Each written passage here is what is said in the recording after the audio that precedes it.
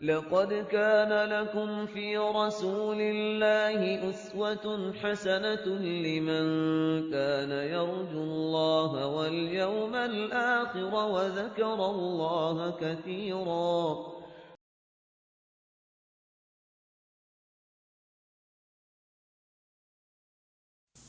نحمده ونصلي على رسوله الكريم اما بعد فاعوذ بالله من الشيطان الرجيم بسم الله الرحمن الرحيم رب اشرح لي صدري ويسر لي امري واحلل عقدة من لساني يفقهوا قولي. المجالس. عن ابي سعيد الخدري قال سمعت رسول الله صلى الله عليه وسلم يقول خير المجالس اوسعها. سیدنا ابو سعید خدری رضی اللہ عنہ سے روایت ہے کہ میں نے رسول اللہ صلی اللہ علیہ وسلم سے سنا کہ بہترین مجالس وہ ہیں جو فراخ ہوں، کھلی ہوں، یعنی جن میں وسعت ہو، دلوں میں بھی وسعت اور جگہ میں بھی وسعت. یہ حدیث بھی ابو سعید خدری رضی اللہ عنہ نے روایت کی ہے، اور اس میں وہ نبی صلی اللہ علیہ وسلم سے سنی ہوئی بات کو آگے دہراتے ہیں اور بہترین مجلس کی تعریف کرتے ہیں کہ بہترین مجلس کون سی ہوتی. بہترین مجلس وہ ہوتی ہے کہ جس میں وسعت پائی جائے. تنگی خواہ دل میں ہو، خواہ جگہ میں ہو، خواہ گھر میں ہو، سوچ میں ہو، ذہن میں ہو، دنیا میں ہو یا آخرت میں ہو، قبر میں ہو یا کسی بھی جگہ ہو، تنگی تکلیف دہ چیز ہے. وسعت سب کو اچھی لگتی ہے، خواہ وہ رزق میں ہو، علم میں ہو، مال میں ہو، خیر میں ہو، اچھے اخلاق میں ہو. ہر چیز کے اندر وسعت انسانی طبیعت کو پسند ہے. اور یہاں خاص طور پر ایسی مجلس کی تعریف کی جا رہی ہے کہ جس مجلس میں وسعت پائی جائے. وسعت کا فائدہ کیا ہوگا اور یہاں وسعت سے کیا مراد ہے؟ زیادہ سے زیادہ لوگ اس میں شامل ہو سکیں گے، آسانی سے بیٹھ سکیں گے، کیونکہ جہاں زیادہ لوگ بیٹھتے ہیں وہاں پھر کئی قسم کے مسئلے پیدا ہو جاتے ہیں. نبی صلی اللہ علیہ وسلم نے نہ صرف یہ کہ مجلس کی وسعت کی بات کی ہے بلکہ ایک دعا بھی سکھائی ہے جو وضو کے اذکار میں شامل ہے. اللہم اغفر لی ذنبی ووسع لی فی داری وبارک لی فی رزقی، کہ اے اللہ تو میرے گناہ معاف کر دے اور میرے گھر میں وسعت پیدا کر دے، یعنی میرے گھر کو فراخ کر دے. اور اس میں بھی حصی معنوں میں بھی اور معنوی طور پر بھی، ظاہری بھی اور دلوں کی بھی وسعت، سب چیزیں اس میں شامل ہیں. اور یہ ایک حقیقت ہے کہ بعض اوقات جگہ تنگ نہیں ہوتی، دل تنگ ہو جاتے ہیں. عربی میں ایک شعر ہے جو کہتے ہیں کہ ما ضاقت البلاد باہلھا، شہر یا ملک لوگوں کے رہنے سے تنگ نہیں ہوتے بلکہ دلوں کی تنگی سے جگہ تنگ ہو جاتی ہیں. بعض اوقات جگہ ہوتی ہے لیکن انسان کا بخل اور حرص اسے دوسروں کے لیے کھلا نہیں ہونے دیتا. بعض اوقات یہ بھی ہوتا ہے کہ سب نہیں کر رہے تو پھر آپ خود کو یاد دہانی کرا لیں، اپنا خیال خود رکھ لیں. اب آپ دیکھیے کہ ہمیں اس اعتبار سے بھی دیکھنا ہے کہ وہ کون کون سی باتیں ہیں کہ جو مجلس کو اچھا بناتی ہیں اور کون سی چیزیں ہیں جو مجلس کو ناگوار کرتی. اور وہاں سے لوگ اچھی اور خوشگوار باتیں ساتھ لے جانے کی بجائے تکلیف دہ اور ناگوار چیزیں لے کر جاتے ہیں. تو پہلی چیز جو کسی مجلس میں خوبصورتی پیدا کرتی ہے وہ اس مجلس کی وسعت ہے. یعنی جہاں لوگوں کو اکٹھا کیا جائے وہاں ان کے بیٹھنے کا صحیح انتظام ہو، اور اسی طرح باہم لوگ ایک دوسرے کا احترام کریں، دلوں میں وسعت ہو، دوسروں کو خود پر ترجیح دیں. پھر اسی طرح کچھ ایسی چیزیں ہیں کہ جو کسی مجلس کو ایک بری مجلس بنا دیتی ہیں. ان کے بارے میں اگلی احادیث میں کچھ چیزیں آئیں گی. ہمیں یہ دیکھنا چاہیے کہ ہمارے شریک ہونے کا مقصد کیا ہے، ہم کیوں جانا چاہتے ہیں، کیا اس میں میری دنیا یا آخرت کا کوئی فائدہ ہے.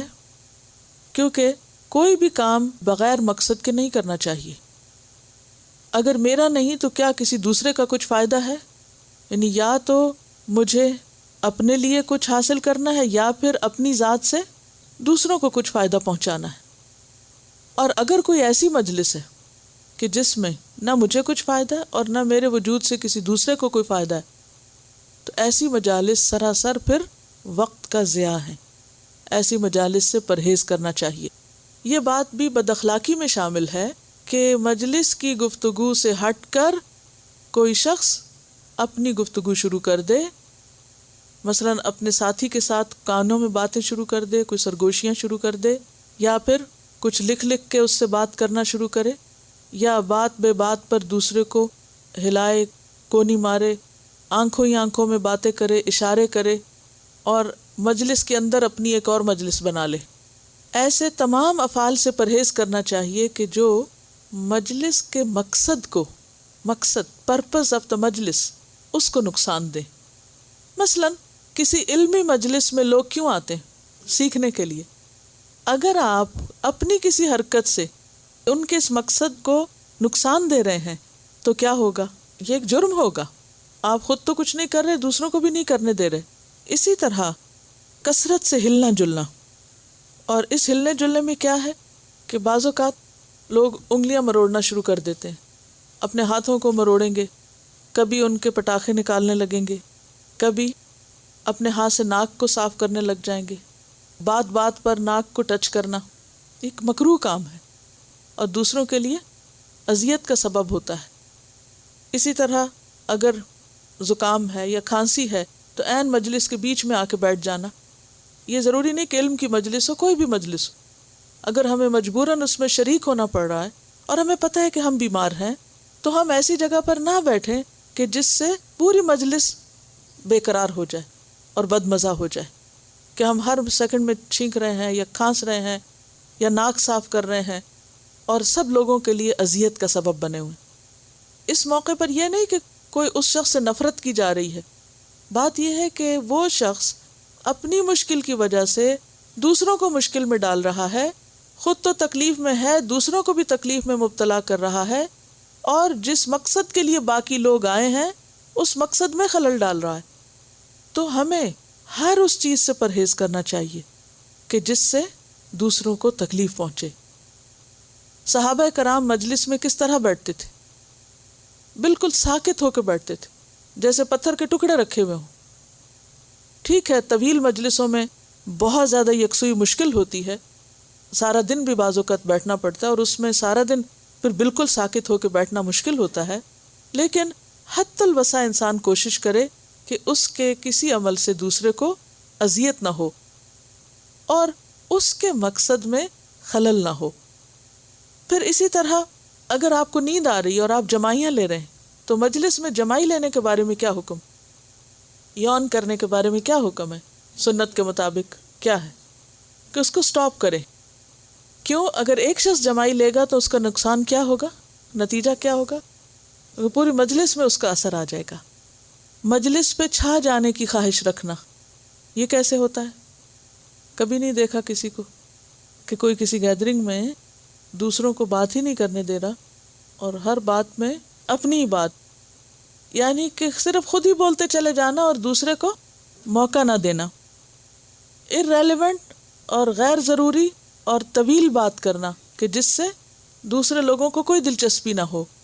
ایسے الفاظ گفتگو میں استعمال کرنا یا ڈکشنری سے ایسے لفظ چن کے لانا کہ جو دوسروں کے لیے بالکل اجنبی ہو یا ان کو سمجھ میں نہ آئے، تو یہ بھی باعث اذیت ہے.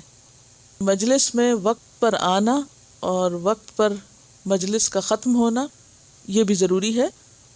پھر اسی طرح مجلس میں بیٹھ کر اس شخص کو ڈسکس کرنا جو وہاں موجود نہیں، یا کسی ایک کو مذاق کا نشانہ بنا لینا. بعض اوقات ایسا بھی ہوتا ہے نا کہ دوستوں کی مجلس ہے اور کسی ایک شخص کی کوئی ایک بات ہاتھ آ گئی اور پھر سارے اسی کے پیچھے ہو لیے اور اسی پہ مذاق اڑایا جا رہا ہے اور اس شخص کو نکو بنا دیا جائے، تو یہ بھی تکلیف دہ چیز ہو جاتی ہے. بخاری اور مسلم کی روایت ہے، آپ صلی اللہ علیہ وسلم نے فرمایا، ایاکم والجلوس فی الطرقات، راستوں میں بیٹھنے سے پرہیز کرو، یعنی سڑک کے کنارے بیٹھ جانا یا کسی بھی ایسے پارک میں، ایسی جگہ جہاں لوگوں کی گزرگاہ ہو، یا گلیوں بازاروں میں. فقالوا ما لنا بد، لوگوں نے کہا ہمارے پاس تو کوئی چارہ ہی نہیں، کوئی اور جگہ ہی نہیں، کیا کریں، کہاں جائیں. انما ہی مجالسنا نتحدث فیہا، ہماری تو یہی مجلسیں ہیں جن میں ہم بیٹھ کے باتیں کرتے ہیں۔ قال فاذا ابیتم، فرمایا کہ جب تمہیں کوئی چارہ نہ ہو، الا المجالس، مگر وہیں بیٹھنے کا، فاعطوا الطریق حقھا، تو راستے کو اس کا حق دو۔ فقالوا ما حق الطریق، لوگوں نے کہا راستے کا حق کیا ہے؟ قال غض البصر، نگاہ کو جھکا کے رکھنا، یعنی کہ ہر آنے جانے والے کو اول سے آخر تک گھورتے رہنا۔ وکف الاذی، تکلیف دینے سے پرہیز کرنا، یعنی اپنے ہاتھ کو روکے رکھنا اذیت سے، کہ آپ مثلاً بیٹھے ہیں کسی جگہ اور پاؤں پسار لیں اور ہر آنے جانے والے ٹکرا کے گرے، یا کوئی ایسی چیزیں پھینکتے جائیں کہ جس سے دوسروں کو تکلیف ہو، یا یہ کہ کسی پہ آوازیں کسنے لگیں یا مذاق کرنے لگیں، یا یہ کہ اس کو راستے میں روک کے اس سے لمبی باتیں شروع کر دیں۔ تو آنے جانے والوں کا جو حق ہے اس کا خیال رکھنا چاہیے۔ ورد السلام، جو آ کے سلام کرے پھر اس کو جواب بھی دیں۔ والامر بالمعروف والنہی عن المنکر، امر بالمعروف اور نہی عن المنکر بھی کریں۔ اور ایک اور روایت میں آتا ہے وارشاد الضلال، بھولے بھٹکوں کو راستہ بھی دکھائیں، کیونکہ جب آپ آرام سے وہاں بیٹھے ہوئے ہیں تو ہو سکتا ہے کوئی شخص ایسا گزر رہا ہو کہ جسے کسی جگہ کا یا کسی بات کا پتہ نہ ہو، تو وہ آپ سے کچھ پوچھے تو پھر آپ اس کی ضرورت پوری کریں۔ بسا اوقات مجلس میں جیسے بڑے چھوٹے سب موجود ہیں، بڑی خواتین بھی ہیں، بچیاں بھی ہیں، تو بعض اوقات رشتہ لینے کے لیے لوگ بچیوں کو دیکھتے ہیں اور پھر وہ گھورنا شروع کر دیتے ہیں، پھر بعض اوقات براہ راست ان سے جا کے سوال کرنا شروع کر دیتے ہیں، ایڈریس مانگتے ہیں، پھر ان کے گھر فون کر دیتے ہیں۔ ایسی شکایات کئی دفعہ سننے کو ملی ہیں، اور پھر کیا ہوتا ہے کہ بچیاں مجلس میں جانے سے کتراتی ہیں، اور حتیٰ کہ مسجد تک جانے سے کتراتی ہیں، کیونکہ ان کو ایسی بعض اوقات صورتحال کا سامنا کرنا ہوتا ہے جو انکمفرٹیبل ہوتی ہے۔ تو ان چیزوں سے بھی پرہیز کرنا چاہیے۔ اگر ہم ایک فارمولہ یاد رکھیں مجلس کے اعتبار سے کہ جہاں لوگ اکٹھے ہیں وہاں میری ذات سے کسی کو تکلیف نہ پہنچے، خواہ وہ میری نگاہ ہو، خواہ وہ میری ہنسی ہو، مسکراہٹ ہو، خواہ وہ میرا ہاتھ ہو یا پاؤں ہو، خواہ وہ میرا لباس ہو، خواہ وہ میرا بیگ ہو، خواہ وہ میرا گفتگو کا انداز ہو، خواہ وہ کوئی بھی چیز ہو، کیونکہ جب ہم کہیں جائیں تو اس بات کو کانشیسلی اپنے اندر دہرائیں کہ مجھے کسی کو تکلیف نہیں دینا، میں خوشی دینے جا رہا ہوں اور خوشی سمیٹ کے آؤں گا، میں دوسرے کے لیے باعث اذیت نہ بنوں۔ اور اگر آپ یہ نیت رکھیں گے تو انشاءاللہ ہر اس حرکت سے پرہیز کریں گے کہ جو دوسروں کو دکھ دینے والی ہو۔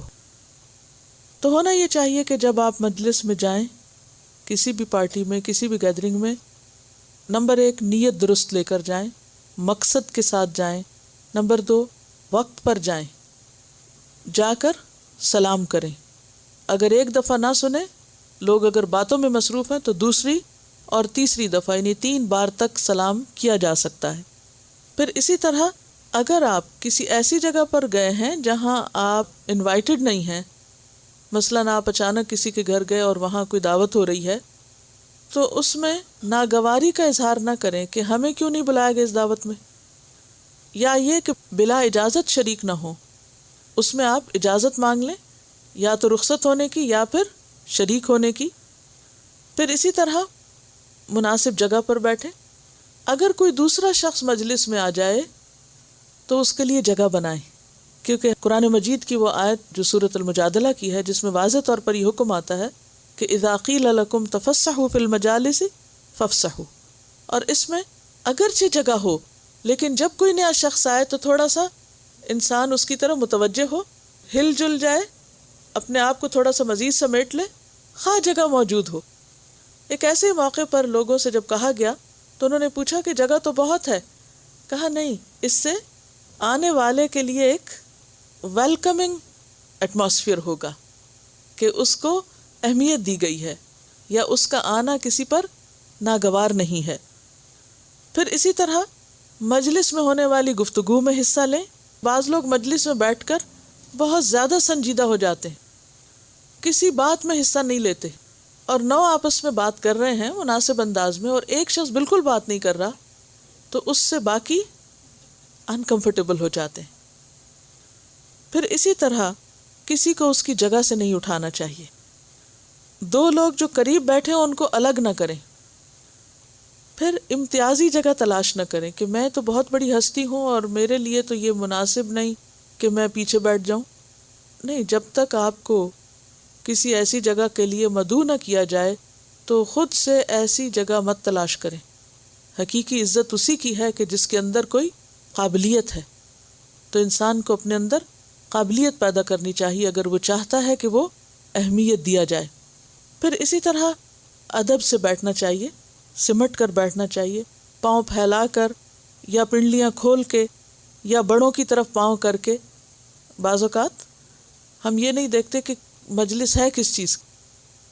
پھر اسی طرح یہ ہے کہ مجلس کے اندر جتنے بھی لوگ بیٹھے ہوں سب کو قابل توجہ سمجھنا چاہیے، کسی کو بھی غیر اہم قرار نہیں دینا چاہیے.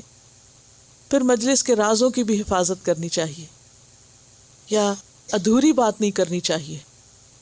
پھر اسی طرح یہ ہے کہ اگر مجلس میں نبی صلی اللہ علیہ وسلم کا ذکر ہو رہا ہو تو درود شریف پڑھنا چاہیے.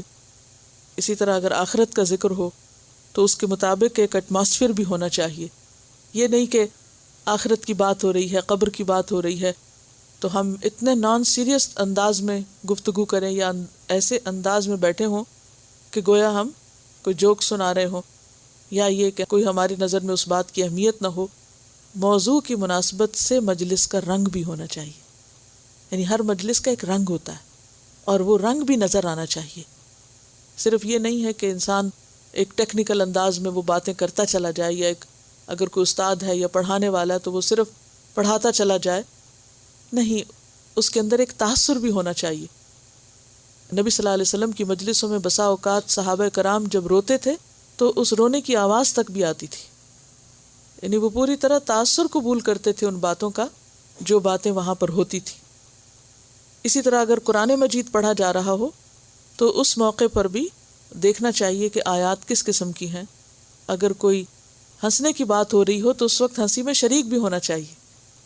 بعض اوقات ہنسنے کے موقع پر لوگ انتہائی سنجیدہ ہو کر بیٹھے رہتے ہیں اور بعض اوقات ہنستے ہیں تو لوٹ پوٹ ہو جاتے ہیں حتیٰ کہ لگتا ہے کرسی سے بھی گر پڑیں گے. تو ان دونوں چیزوں سے پرہیز کرنا چاہیے.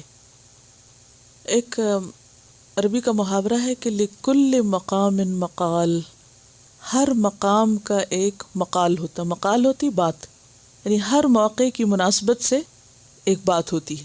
تو ایک وقت میں اگر ایک شخص بول رہا ہو تو دوسرے کو سننے پہ توجہ رکھنی چاہیے، اور پھر جب وہ بات ختم کر چکے تو اپنی بات کرنی چاہیے.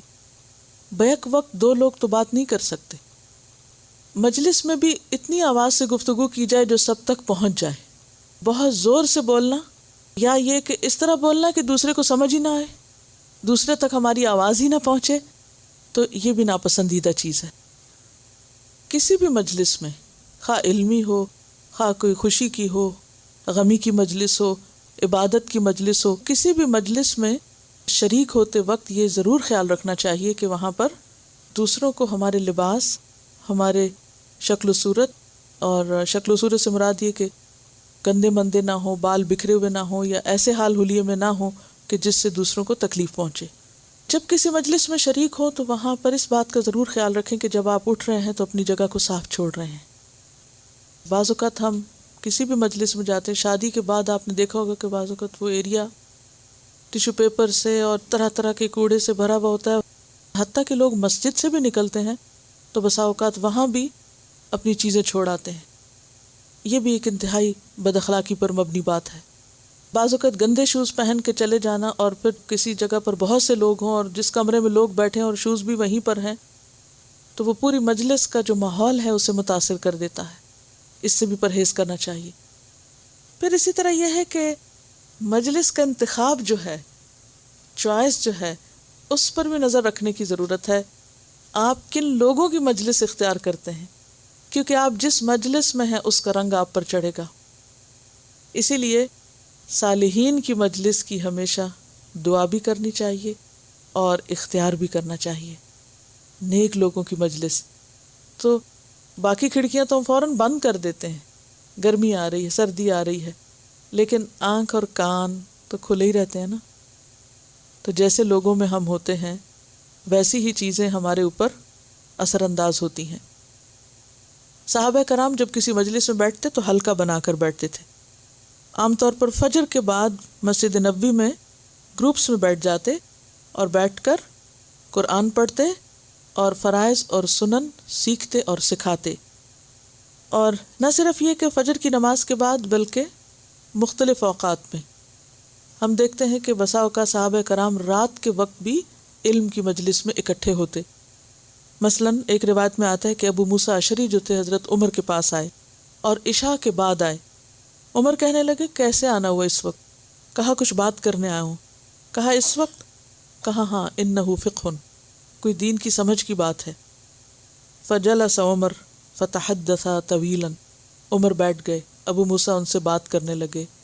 اتنی لمبی بات ہوئی کہ ابو موسیٰ کہنے لگے الصلاۃ، فجر کی نماز کا وقت ہو گیا ہے. یا امیر المؤمنین، قال انا فی صلاۃ، کہنے لگے کہ ہم نماز میں ہیں، چلے نماز پڑھتے ہیں.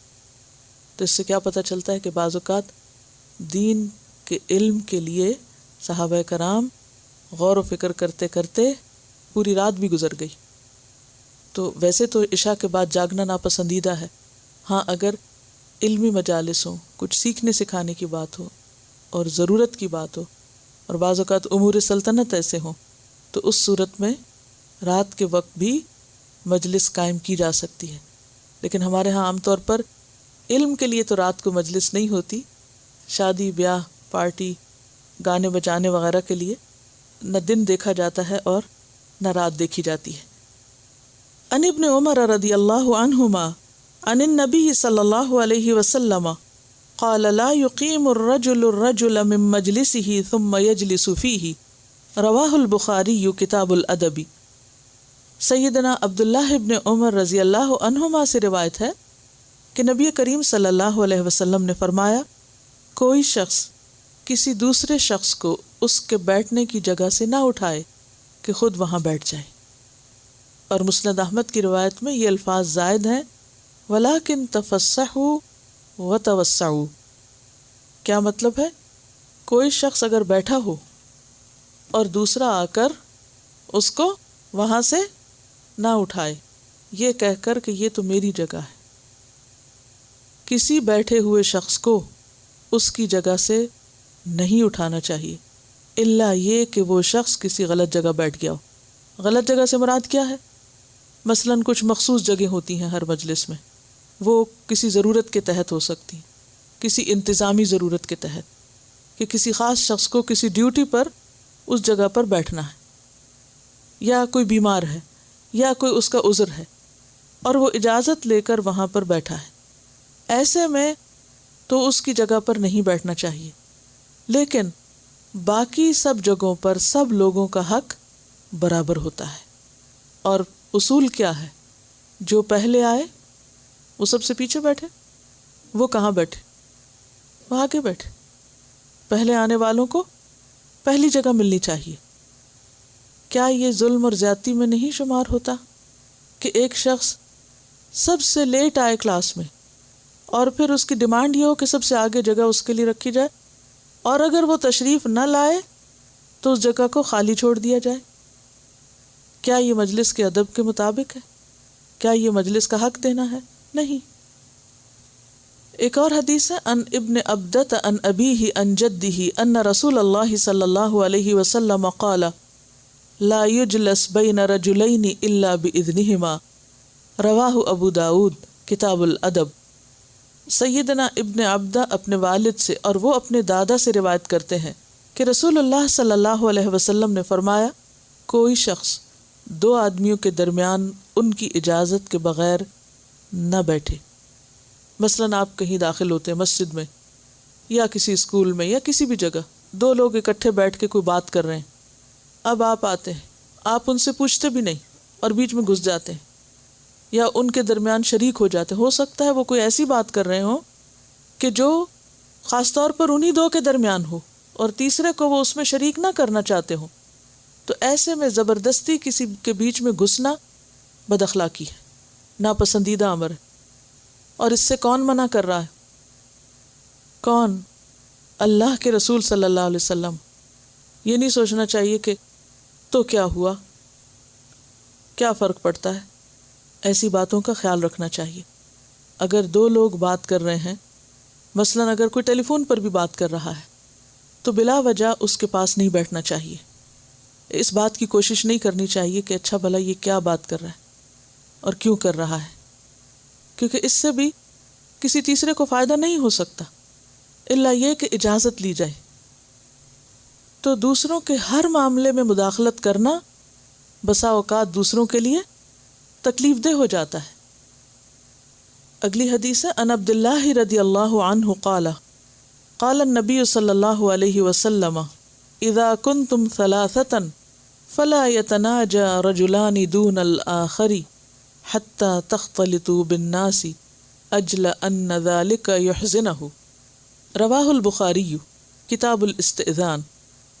سیدنا عبداللہ رضی اللہ عنہ سے روایت ہے کہ نبی کریم صلی اللہ علیہ وسلم نے فرمایا، جب تم 3 آدمی موجود ہو تو تب 2 آدمی اپنے تیسرے ساتھی کو چھوڑ کر آپس میں سرگوشی نہ کریں، اس لیے کہ ایسا کرنا اس تیسرے کو غمگین کر دے گا۔ یعنی 3 لوگ بیٹھے ہوں تو 2 لوگ آپس میں چپ کے باتیں نہ کریں، کیونکہ تیسرا لیفٹ الون فیل کرے گا۔ یہ تناجا کا لفظ جو ہے یہ نجوا سے ہے، اور نجوا کس کو کہتے ہیں؟ سرگوشی کرنے کو۔ اذا کنتم ثلاثة، جب تم صرف 3 لوگ ہو، تو اس سے آپ دیکھیں کہ نبی صلی اللہ علیہ وسلم دوسروں کی نفسیات کا، دوسروں کے احساسات اور جذبات کا کتنا خیال رکھتے تھے کہ کسی کو ہماری ذات سے تکلیف نہ پہنچے۔ تو اگر ہم مجالس کے اس باب میں ایک اصول اپنے سامنے رکھیں کہ میں جہاں بھی جا رہا ہوں وہاں خیر ہی چھوڑ کر آؤں، خیر ہی لے کر جاؤں، خیر ہی سمیٹ کر آؤں، اور میری ذات سے کسی کو دکھ نہ پہنچے، مجھے کسی کو تکلیف نہیں دینا، اس کی اگر آپ شعوری نیت اور کوشش کے ساتھ جائیں گے تو انشاءاللہ آپ دوسروں کے لیے خوشی کا سبب ہوں گے، اذیت کا نہیں۔ اور اختتام مجلس کی دعا، یہ بھی مجلس کے آداب میں سے ہے کہ جب مجلس برخاست ہو تو مسنون دعا پڑھی جائے۔ اس کا فائدہ یہ ہے کہ اگر اس مجلس میں کوئی نیکی کی بات ہوئی ہے، اچھا کام ہوا ہے، تو انشاءاللہ قیامت تک کے لیے وہ سیل کر دیا جائے گا، محفوظ کر دیا جائے گا۔ اور اگر کوئی بات ایسی ہو گئی جو اللہ تعالیٰ کو پسند نہیں، تو اللہ کی رحمت سے امید رکھتے ہوئے بخشش اور مغفرت کی امید کے ساتھ کہ انشاءاللہ اللہ تعالیٰ اس کو بخش دیں گے۔ اور وہ دعا ہے، وآخر دعوانا ان الحمد للہ رب العالمین، سبحانک اللہم وبحمدک، اشہد ان لا الہ الا انت، نستغفرک ونتوب الیک۔ والسلام علیکم ورحمۃ اللہ وبرکاتہ۔